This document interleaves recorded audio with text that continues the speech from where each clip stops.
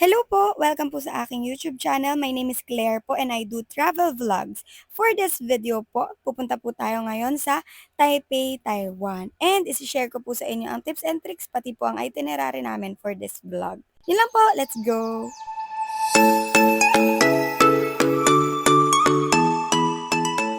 Ito pong first clip na ito, nakapila na po kami niyan sa check-in counters. And itong second clip naman po na ito is boarding time na po. Pero, i-explain ko po ang step-by-step process bago po tayo makasakay ng airplane. There are two things you need to do po before your flight. Una po is yung pag-fill up ng departure sa eGov. And pangalawa po is yung pag-early online check-in. Yung early online check-in po, ina-advise ko po sa mga viewers ko para po sa mga gustong pumili ng seat, bumili ng meal, and mag-add po ng baggage. Kapag po kasi sa airport nyo po mismo ginawa yung mga bagay na yan, especially the baggage po, ang mahal-mahal na po sa airport. So, para less hassle na rin po and for conveniency, mas maganda po na mag-early check-in na lang po tayo. Pwede po kayong mag-check-in sa mga napili nyong airlines. Kung Cebu Pacific po kayo, pwede po kayo sa application or pwede rin po sa website. Pwede rin po ang early check-in sa Philippine Airlines at AirAsia. Sa araw ng flight nyo po, pagdating nyo po ng airport, diretso na po kayo sa pagbabayad ng travel tax. Kung hindi pa po yun bayad sa inyong booking. After travel tax, pwede na po kayong dumiretso sa mga check-in counters. And after check-in counters, pwede na po kayong dumiretso sa immigration. After immigration, pwede na po kayong pumunta sa mga boarding gates nyo po and maghintay na lang po ng announcement kung ayun po yung final na boarding gate nyo. Kasi pwede po yung mabago or pwede naman pong hindi mabago. Dito po sa video na to, nag-arrive na po kami sa Taiwan.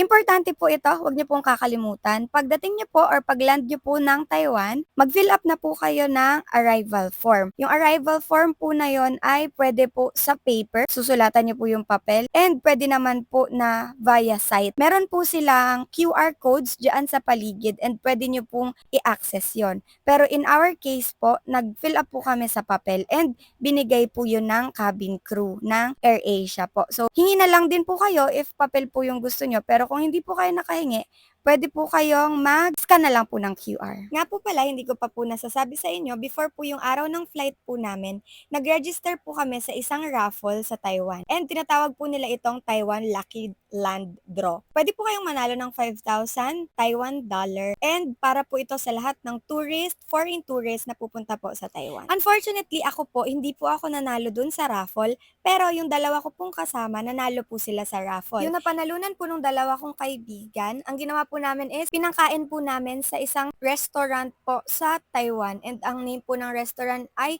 Amba.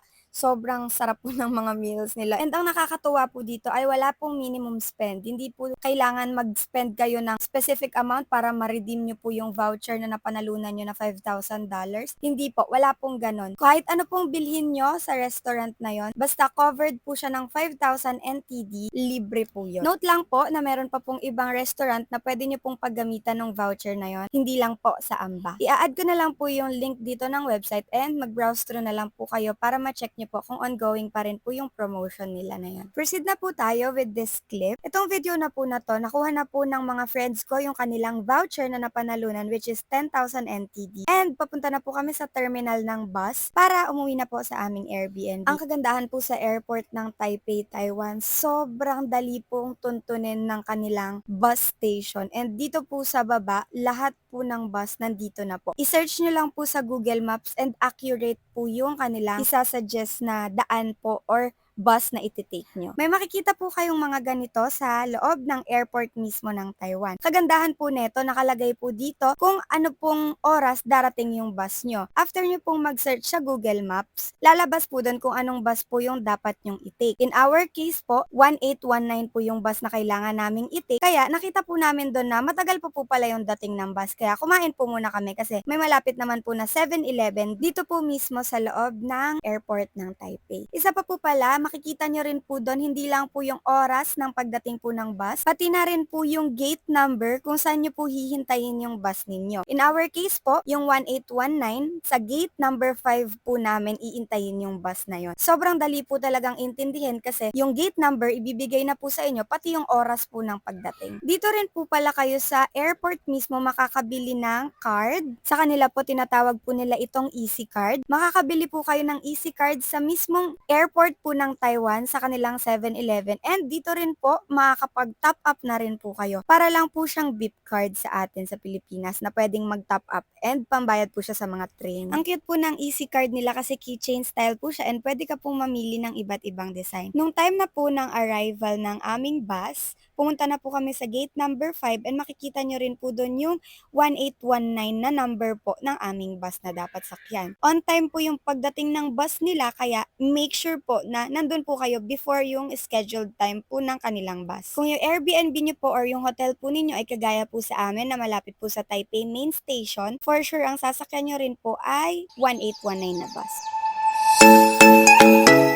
For our first day po na paglalamyerda sa Taiwan, inulan po kami kaya sobrang lamig po. Ako tip ko lang po sa inyo magdala po kayo ng payong if ang travel dates niyo po ay November. Kasi same po sa amin, November po ito. Sobrang lamig po talaga, as in. Magdala po kayo ng payong and magdala na rin po kayo ng mga jacket kasi malamig po talaga. Sa aming second day po, ang gagawin po namin for today is city tour lang po. This trip po is lahat po ay wala po kaming binayarang entrance fee. Lahat po free entrance and talagang shopping, gala-gala lang po around the city. This temple po, ang name po netong temple na to is Longshan Temple. Malapit po ito sa aming Airbnb since nakastay po kami sa Wanhua. So, ito po wala po itong bayad, free entrance po ito.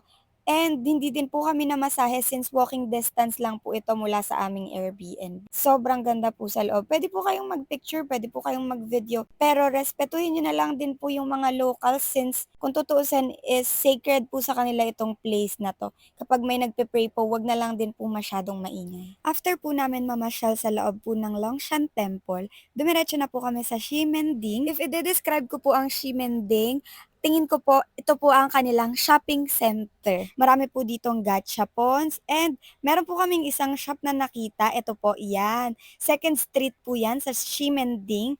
Favorite ko po tong shop na to kasi everything is branded po. And sobrang mura. Ito po kagaya po nito, 100 NTD lang. Sa atin po sa Pilipinas, nagkakahalaga lang po siya na parang 180 pesos, less than 200 pesos po. And branded po yun ha. Nakabili po ako ng maraming mga branded diyan na items eh, mga napangregalo ko po sa Pasko kaya sobrang nakakatuwa po diyan. Bisita po kayo sa mga second street stores around Taipei kasi marami po kaming nakitang second streets, iba-ibang branch po. Try niyo lang pong pumasok. Aside from that po, pumasok din po kami sa Don Don Donki. Ayun, first day pa lang po, 'di ba puro pasalubong na po laman ang nasa isip namin. If kagaya ko po kayo na mahilig sa mga anime and sa mga cute stuff, mga Japan stuff, pasok po kayo sa Don Don Donki kasi for sure mag-e-enjoy po kayo sa mga makikita nyo dito. Meron pong mga anime figures, meron pong mga cute stuff, mga pwedeng pang pasalubong meron din po dito sa Don Don Donki. Simula po sa second treat hanggang doon po sa Don Don Donki, Ximending lang po yon. Ito pong nilalakaran po namin na to. Ito po yung Ximending Night Market and pupunta po kami doon sa area po ng sikat na milk tea dito sa Taiwan, which is dito rin po siya located sa Ximending. Pero pagdating po namin doon, nakita po namin na sobrang haba po ng pila to the point na parang kasing haba na po ng pila sa LRT. Kaya we ended up not buying na lang po kasi masyado pong malamig and at the same time yung pila po masyadong mahaba. Nasasayangan po kami sa oras. Then, dito rin po sa area na to ng Ximending, nandito po yung Pop Mart nila. And if Pop Mart fan po kayo, worth to visit po talaga ito kasi 5-story po ito. 5 floors po ito, lahat dedicated po for Pop Mart. Yung second and first floor po, dedicated po siya sa tindahan or sa mga for sale po na items ng Pop Mart. Pero ito po, yung third, fourth, and fifth floor po, dedicated po siya sa mga display. Kaya sobrang amazing po. Pwede pong mag-picture-picture. And ito po, naghahanap na lang po kami niyan ng makakainan sa mismong Ximending area din po. Sa sobrang dami pong options ng makakainan, ang ending po, bumagsak po kami sa McDo. Yes po, meron pong McDo sa Taiwan. Ang order ko po dito ay fries and fish burger or fish fillet burger. Yon. Ngayon, uwian na po. Pauwi po namin sa totoo lang po, napakadali po talagang mag-commute sa Taiwan. need nyo lang po talaga ng Google Maps. And yung Google Maps na po mismo yung magsasabi sa inyo kung ano po yung bus number na sasakyan nyo and kung saan po yung bus station na pupuntahan nyo. Mag-download po kayo ng Google Maps na application po sa inyong mga phone and abangan nyo po yung bus number. Dito po, yan yung mga ganyan po na nakasulat na yan. Bus number po yun. Doon nyo po mako-confirm kung, for example, bus 624 going to, for example, Taipei Main Station, ganon. Doon nyo po mako-confirm yun. Pero actually, naibigay naman na po lahat ni Google Maps. Susundin nyo na lang po talaga si Google Maps. Pati nga po kung ilang stop, nakalagay na rin po kay Google Maps. Kaya sobrang easy po talaga na mag-commute sa Taiwan. Yung binili po nating Easy Pass or Easy Card sa airport, ayan, itatap nyo lang po yan sa ganyan. Note ko lang po pala, mag-ingat po kayo sa pagtatap doon. Dapat po makapag-tap kayo pagkasakay nyo and paglabas nyo. Kasi magkakaroon po kayo ng problema kapag di po kayo nag-tap paglabas. Nga po pala, kikita niyo po ba kung gaano kami kapagod dyan? Dahil po dyan sa pagod na yan, lumagpas po kami ng isang bus stop. And sa Taiwan po, pag lumagpas po kayo ng isang bus stop, hindi po yan kagaya sa Pilipinas na pwede po kayong pumara. Ibababa po kayo sa susunod na bus stop. In our case po, lumagpas po kami ng isang bus stop kasi hindi na po namin napansin yung Google Maps namin na sumobra na po pala. So, bumaba po kami sa susunod na bus stop and yung bus stop po pala na yon is medyo complicated po yung way pabalik dun po sa pupuntahan po namin. So, we decided po na mag-taxi na lang din po. Pwede po kayong mangpara ng taxi and metered po yung taxi nila kaya sobrang mahal po.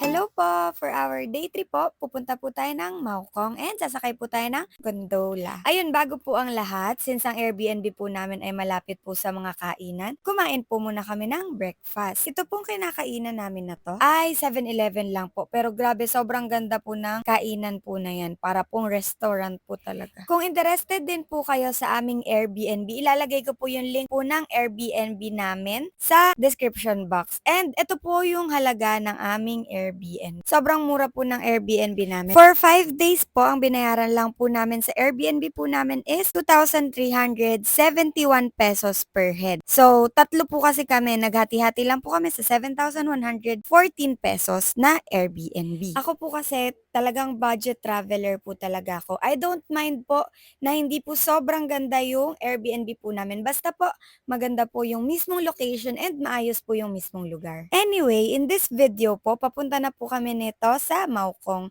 And kagaya po ng una po naming araw, puro Google Maps lang din po yung ginawa namin dito. Talagang accurate po talaga si Google Maps. Kaya kung ako rin po sa inyo, if budget traveler din po kayo, mag-download po talaga kayo ng Google Maps po kasi talagang accurate po yung mga tinuturo po ni Google Maps na sasakyan nyo po, na bus number na sasakyan nyo po, and kung saan po kayo sasakay.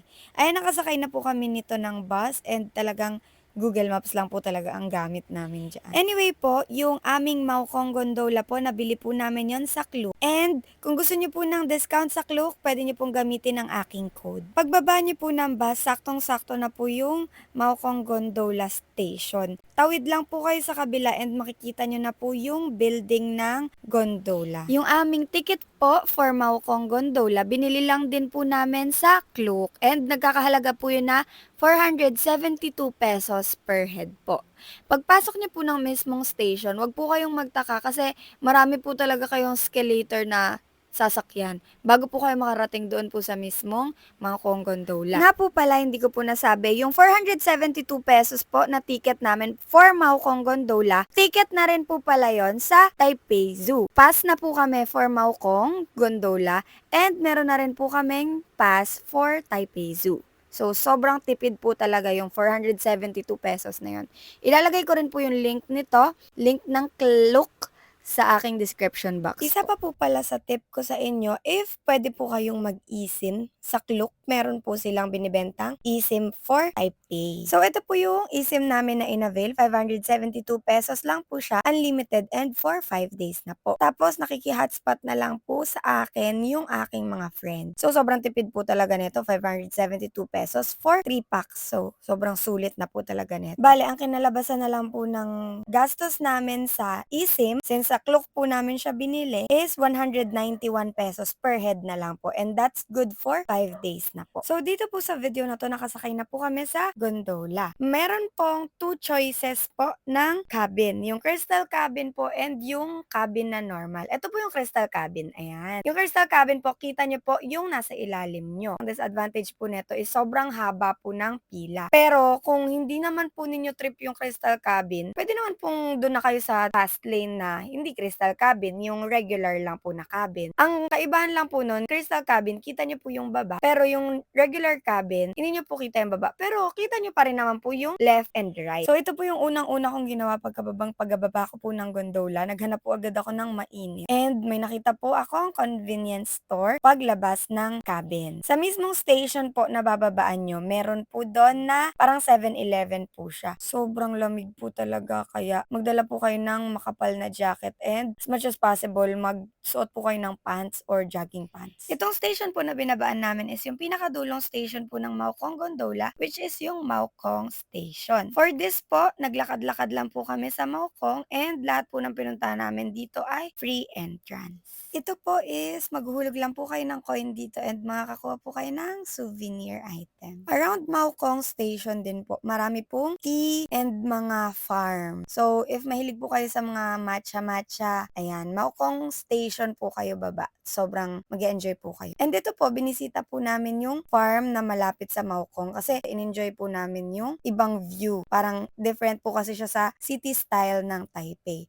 So, in-enjoy po namin yan. Naglakad-lakad po kami sa farm. Sa mga nagtataka po kung paano po kami napadpad dito sa Maokong Station. So, yung cabin po kasi, yung Maokong Gondola po kasi is, pwede na po kayong bumaba sa unang stop which is yung Taipei Zoo po, Taipei Station. Pero since kami po, choice po talaga namin na pumunta sa Maokong Station. So rin po kasi namin talaga ma-reach yung last na destination ng gondola. So, ang gagawin po na lang namin is, babalik na lang po kami pabalik ng Taipei Zoo. Pero that is our mistake po. Kasi since yung ticket po namin is one way lang po, yung pabalik po namin na ticket papunta sa Taipei Zoo, babayaran na po namin yun. And mahal po magbili po ng ticket on site mismo. In short po, if okay lang sa inyong magbayad ulit ng pabalik papunta sa Taipei Zoo, worth it naman pong i-visit ang Maokong Station. Pero kung sa tingin nyo po, hindi nyo po trip sa Maokong, pwede po kayong bumaba na mismo sa Taipei Zoo Station. Wala na po kayong additional na babayaran if bababa po kayo mismo sa Taipei Zoo.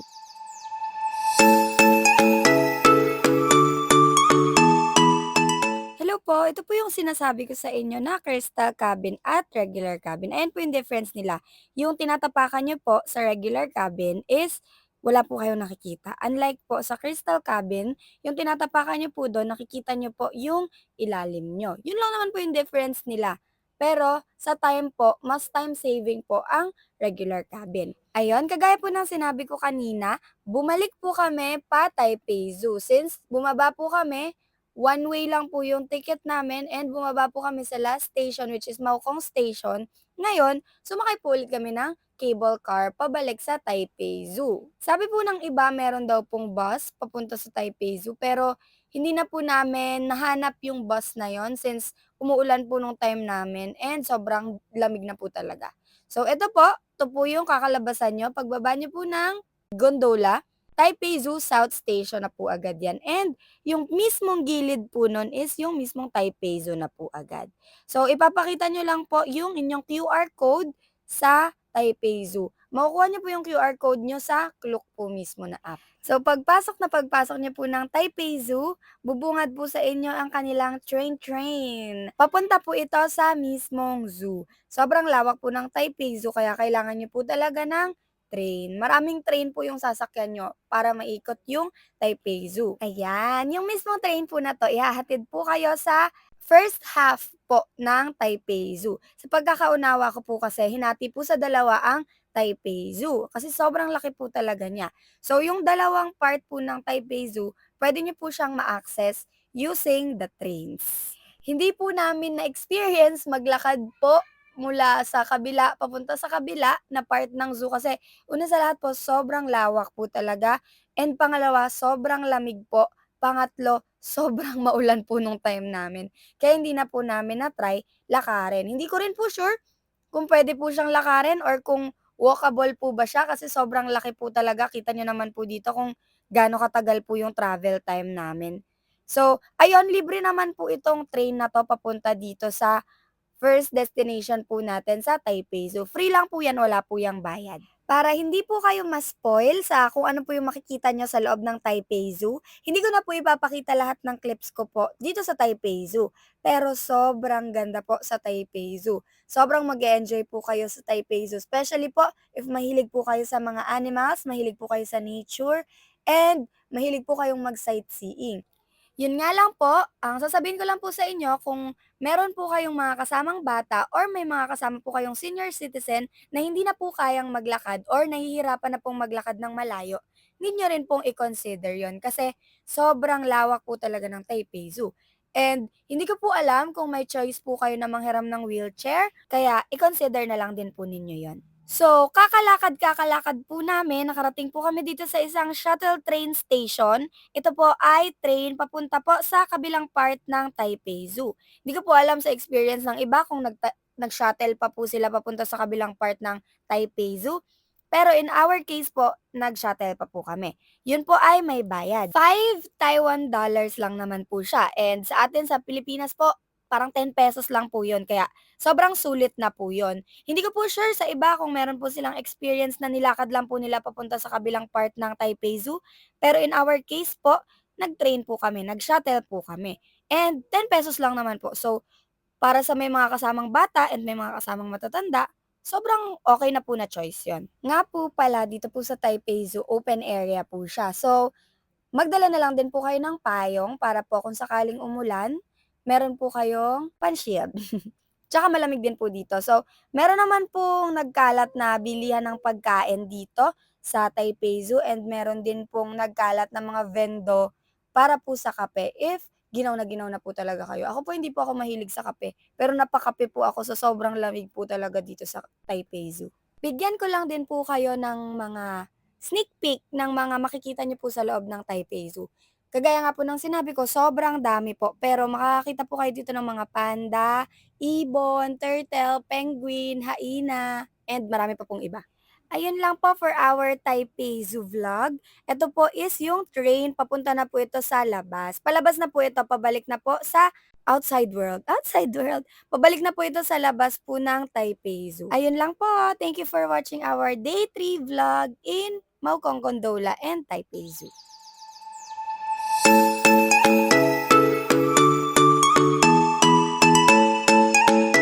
Hello po everyone! Today is our day 4 and pupunta po tayo sa Yeliu Geopark. Pero magbe-breakfast muna po tayo since sinabi ko nga po na yung Airbnb po namin ay sobrang lapit po sa kainan. And ito pong kinainan namin na to is baba lang po mismo ng aming Airbnb. Yung food po dito is mga local foods and sobrang mura lang po sa halagang 70 NTD. Meron din pong 60 NTD. Nagkakahalaga lang po yun ng mga 100 pesos. Ganun po siya kamura. And sobrang sakto rin niya po kasi malamig po yung weather sa Taipei, Taiwan and mainit po yung sabaw niya. Right after po namin kumain, dumiretso na po kami para makabiyahe na po going to Yeliu Geopark. Kasi hindi po kami kumuha ng tourist guide and hindi po kami kumuha ng package. So, DIY po itong Yeliu Geopark namin. Going there, nag-Google Maps lang po kami. Hindi ko na po matandaan yung exact way or daan papunta ng sakayan. Pero i-Google Maps nyo na lang po since accurate po si Google Maps and makikita nyo po itong terminal na to. Itong terminal na po ito, yung mga bus po dito ay may mga number. Kagaya po nito, may number po yung bus na yan na 1815. Lalabas naman po sa Google Map kung ano po yung dapat na bus number na sakyan nyo. Sasakay po kayo dyan and yung payment po niyan ay easy card po ulit. Ayan. So, reminder lang po na kapag kayo po ay sasakay sa bus, dapat po pag tap nyo papasok, magta-tap din po kayo palabas. Since malayo nga po yung biyahe natin, sobrang helpful po na merong mga charging port po yung mga bus going to Yeliu. So after po ng travel, bababa po kayo sa bus stop and Google Maps na lang po ulit. I-search nyo na lang po ulit yung Yeliu Geopark and lakad na lang po yun. Along the way, sobrang dami nyo pong makikita.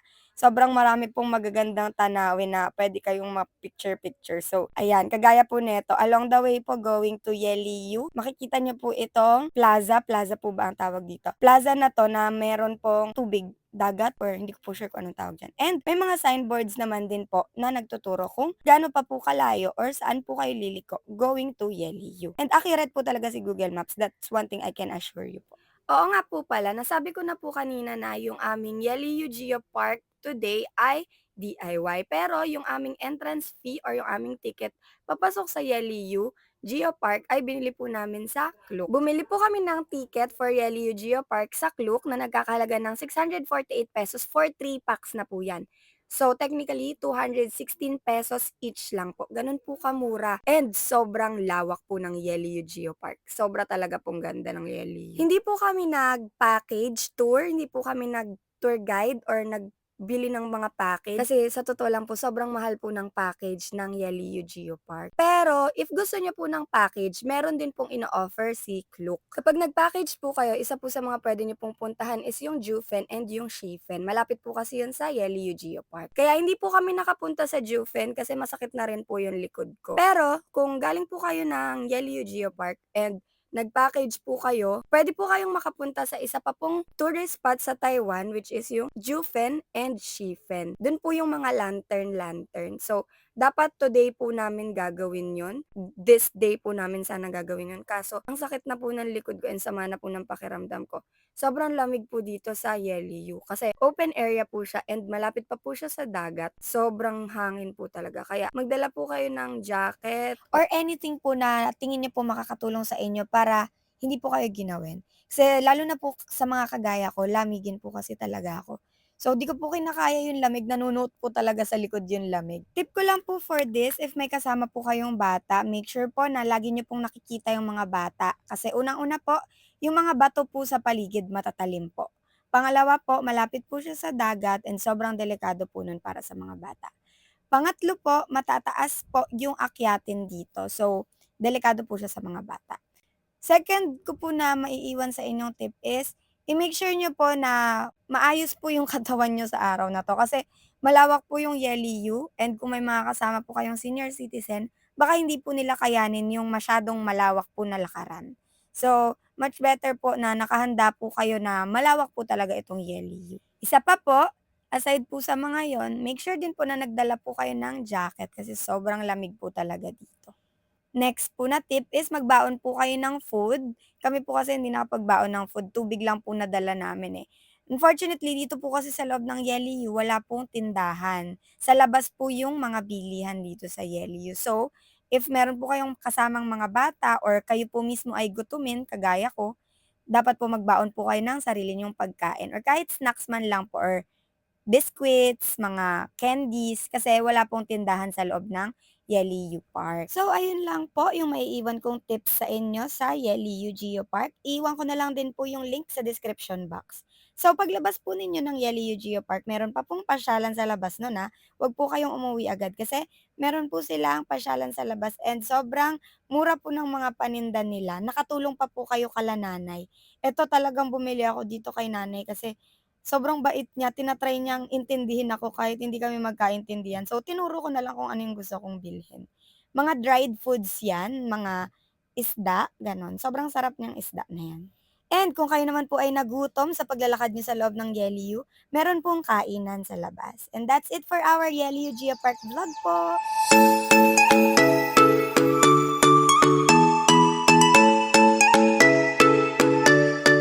After going to Yeliu Geopark po, dumiretso na po kami sa Amba Restaurant. And it's called Buttermilk po sa Wanhua District. Malapit lang po ulit sa aming Airbnb. Lahat po ng in-order namin dito sa restaurant na to is for free. And that's because yung nasabi ko po sa inyo nung aming first day sa airport, na nanalo po yung mga friends ko ng 10,000 voucher galing kay Taiwan Lucky Land Draw, is nagamit po namin siya for this restaurant. And lahat po yan free. So, sobrang sarap po ng mga food. Kaya it's a huge blessing po talaga and a great opportunity po na matry itong mga food na to. Na matry itong ganito ka-luxury na food. Luxury na po yan sa akin if hindi yan luxury sa inyo. So, naka-order po kami ng steak and and wine, pasta, seafoods, sobrang dami po. Kasi 10,000 NTD po yung napanalunan ng mga friends ko eh. So, most likely parang 20,000 po siya sa Philippine peso. Kapag nanalo po kayo sa Taiwan Lucky Land Draw, ganito po yung itsura niyan na marereceive nyo sa email nyo.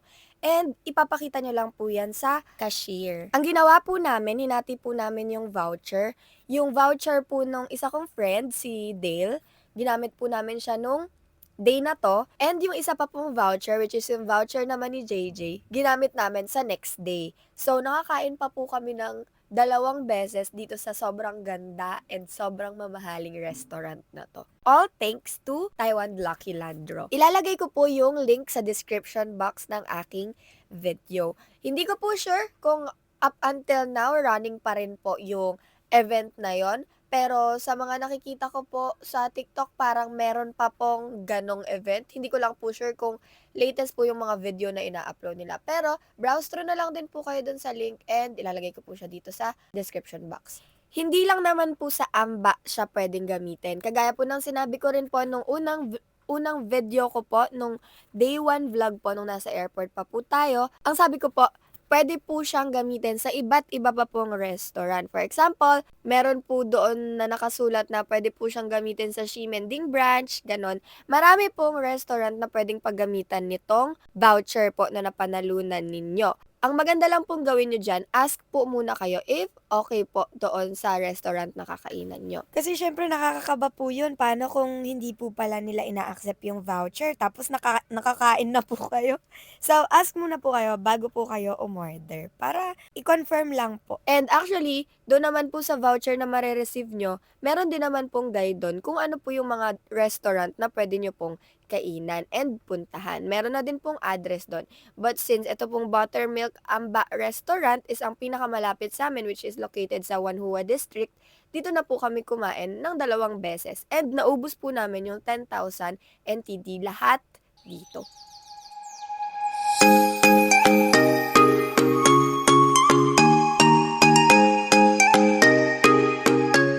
Hello po everyone! For our last day po sa Taipei, Taiwan, pupunta po tayo ng Chiangmai Ama. And nalungkot po ako niyan talaga kasi naiwan ko po ang aking GoPro.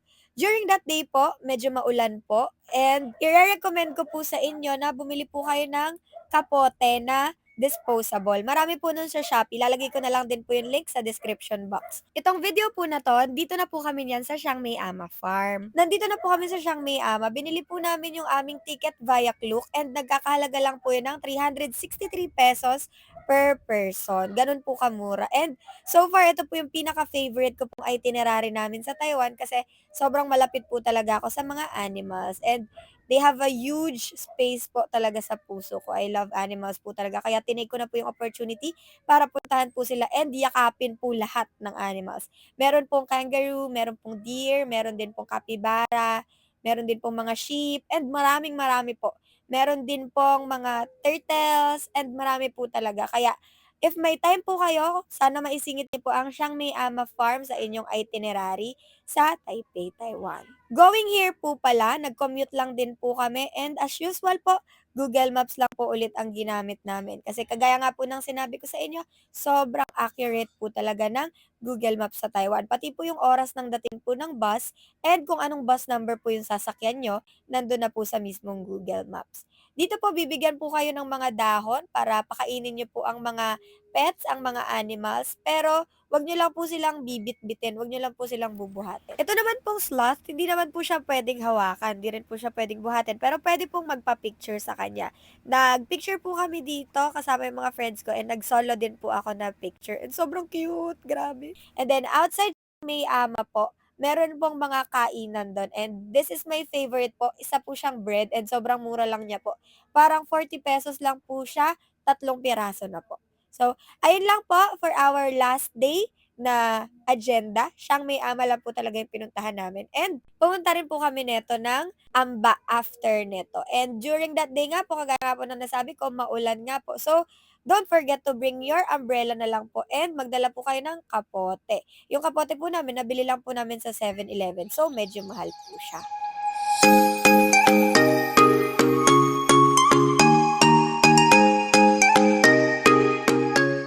Ayun, kagaya nga nga po ng sinabi ko, nakakain pa po kami sa Amba ulit using the vouchers po na napanalunan po ng mga friends ko.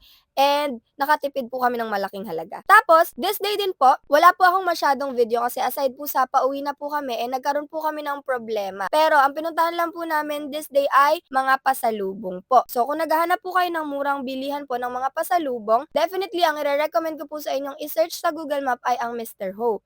So, si Mr. Ho po, mura po siya and marami po siyang branch. So, search nyo na lang po siya sa Google Maps, searchable naman po 'to si Mr. Ho. Dito po kayo bili ng mga pasalubongs nyo and nag-a-accept po sila ng card. So, i-explain ko na po pala sa inyo yung problema kung bakit wala po akong vlog nitong araw na 'to and wala po akong masyadong video. So, nagkaroon po kami ng problema sa flight pabalik po namin sa Manila since ang akala ko po ay ang flight po namin ay 1 PM pa po, 1 ng tanghali. Yun po pala, ang nakasulat po ay 1:40 pero ang ibig sabihin po pala nito ay 1:40 ng madaling araw. So, ibig sabihin po, 1 AM po ang flight namin. So, tip ko lang din po sa inyo, i-check nyo po ang inyong flight kung naka-military time po ba or hindi. Kasi kagaya po namin, muntik na po kaming maiwan ng aming airplane. Pero ayun, glory to God po. All is well naman po. Nakahabol po kami sa flight namin and ang sinakyan na lang po namin is taxi. Pumara na lang po kami ng taxi para dire-diretso na po papuntang airport. And hindi po kami na late sa aming flight. Ayun lang po.